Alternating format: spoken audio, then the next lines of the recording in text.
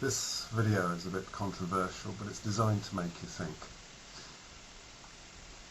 Please listen through to the end and see if you agree with my argument, disagree, but think about the argument that I'm putting towards you.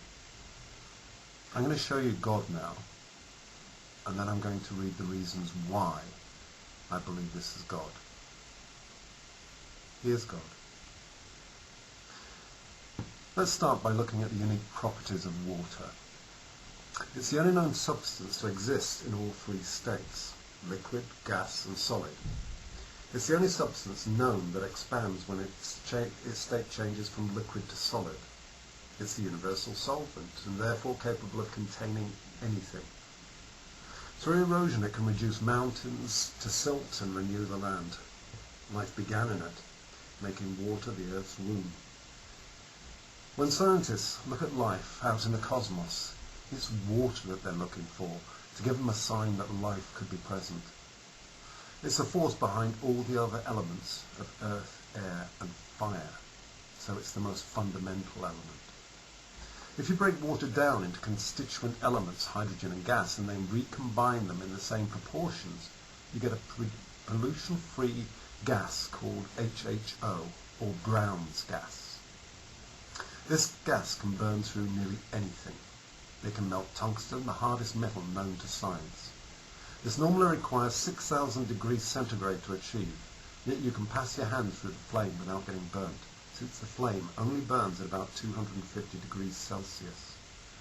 The actual heat generated comes from the substance that the flame is applied to and not the gas supplying the flame. It releases the energy contained in the material touched by the flame.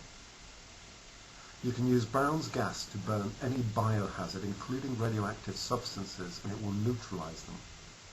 It means that nuclear energy generation can be conducted safely, since nuclear waste can be neutralized harmlessly. The Chinese are already using it for this purpose, along with finding many other uses for it, from cooking to welding. Epoch Energy Technology Corporation, one of the pioneers of this technology, based in Taiwan, has come up with a mobile biohazard unit that can be transported to any area where there is a concern that a biohazard is present and needs to be neutralized. So water is the ultimate fire. It's the heat given off by the oceans that control the weather systems, creating the currents and eddies of our atmospheres and driving the winds that circle our globe. So it's water that controls air. Water falling on the earth and flowing across the land gives life. It renews the land through the deposits of silt and carves new courses for its passage. Given enough time, water can reduce a mountain to nothing and reshape a landscape. So water contains earth. When you add a substance to water and then remove it, the water still acts as if the substance is present. This would explain why homeopathy works. It would also explain when those that don't believe in homeopathy conduct tests on the medicine can find nothing in the water to show why it would work. The secret is the water itself. When scientists put such water under the microscope, they're looking for something in the water. They're looking for chemicals or something like that.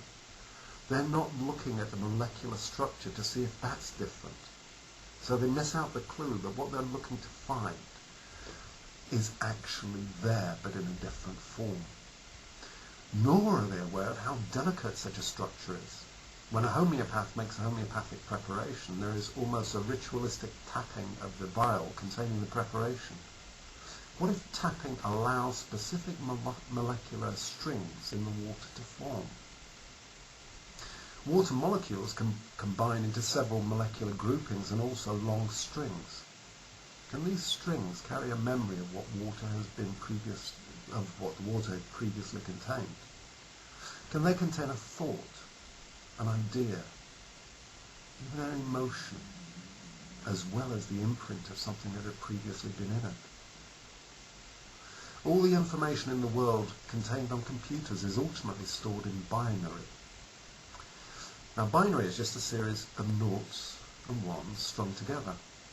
Given that fact, how much information could you store in something using strings of molecules? far more than a simple noughts and ones system would allow.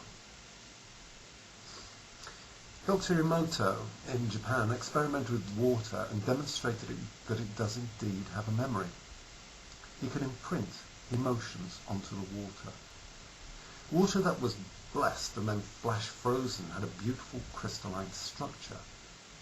But when the water was cursed and frozen, it had an ugly, almost deformed formation. He tried this in hundreds of different experiments. Talking positively to water resulted in beautiful crystals forming. Talking negatively created ugliness.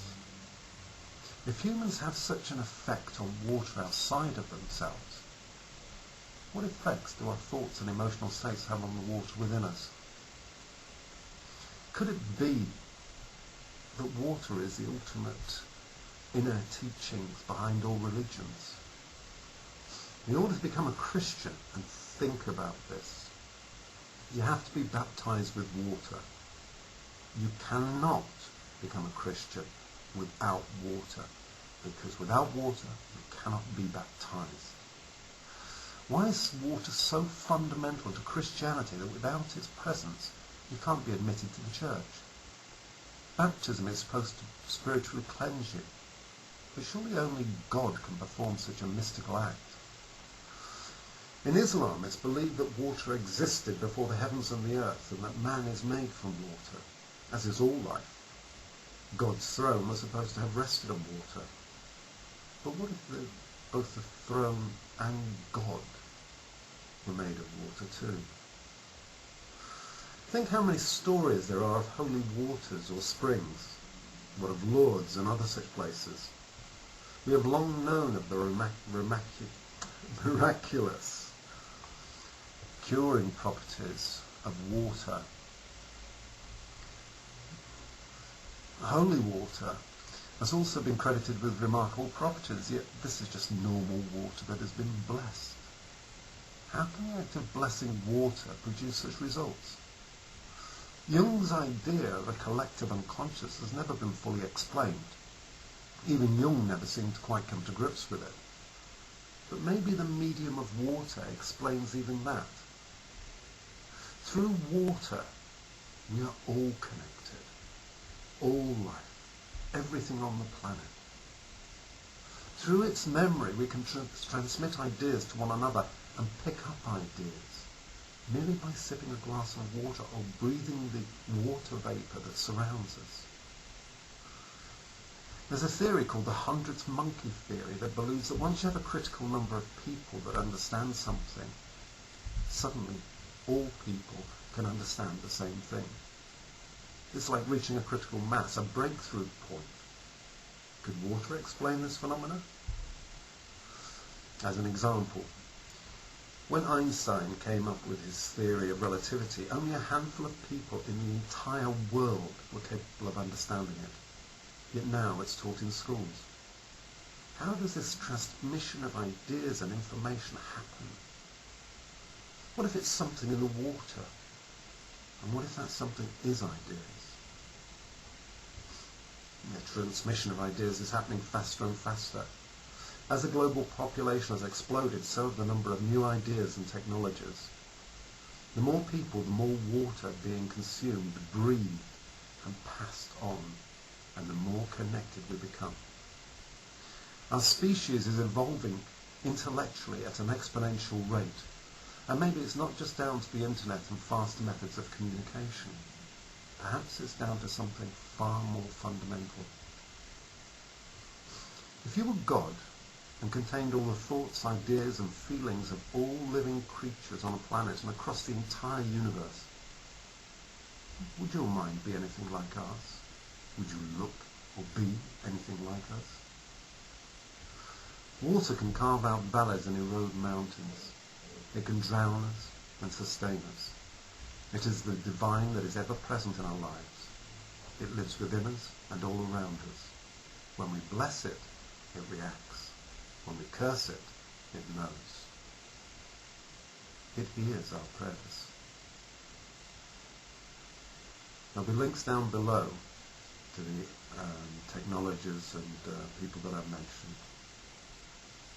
I hope you've enjoyed this video, and I hope it makes you think in a different way about something so common that surrounds us each and every day.